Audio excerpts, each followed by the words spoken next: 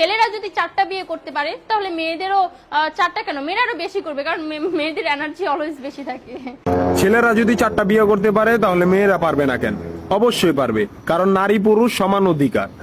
আর যদি একটা কথাই চিন্তা করি তাহলে মেয়েদের চেন কোনো কাজে লাগে না, চেন খুলে মুতার অধিকার তো তাদেরও আছে।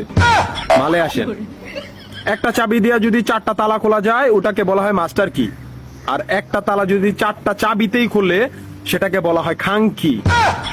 ধরেন আপনি 4টা ইঁদুর পালেন, আপনার কাছে গর্ত আছে একটা, বাহিরে অনেক বৃষ্টি, বুঝেনি তো ওয়েদার ডিমান্ড, এখন 4টা ইঁদুরের একসাথে গর্তে ঢুকতে হবে, তখন আপনি কি করবেন? ধরলাম উপরে নিচে মিলাইয়া আরো 2টা আছে, হ্যাঁ, তাহলে 4 নাম্বার ইঁদুরটা কই যাবো? কানের ফুটা দা না নাকের ফুটা দিয়া? হ্যাঁ, তার মধ্যে মাসের মধ্যে 7 দিন থাকে লকডাউন। আমি মানি, আমি না শুধু সবাই মানে মেয়েদের অনেক পাওয়ার, মেয়েদের অনেক এনার্জি। তাহলে দেশের মধ্যে ঘন ঘন লোডশেডিং হয় কেন? আমার মাথায় কোনোভাবেই ঢোকে না। একটা ছেলে যদি 4টা বিয়ে করে, 4টা ঘরে যদি 10টা সন্তান থাকে, তারপরও বাপের নামে একটাই থাকবো।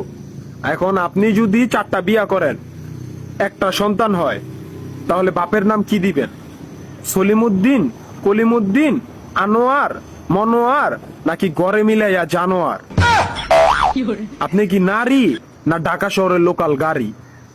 30টা সিট ফুল, 20 জন দাঁড়ানো, তারপরও বলে পিছনে সিট খালি, ওঠেন তাড়াতাড়ি, পিছনে সিট খালি, ওঠেন তাড়াতাড়ি। শুধু এই সমস্ত মেয়েদের কারণে পুরা নারী জাতির সম্মানহানি হয়। আমাদের উচিত সিটি কর্পোরেশনের কুত্তা মারার ইনজেকশন দিয়া এদেরকে মেরে ফেলা, যাতে এদের জন্য অন্য কোনো মেয়েদের কেউ খারাপ নজরে না দেখে। মারানি কোনানকার।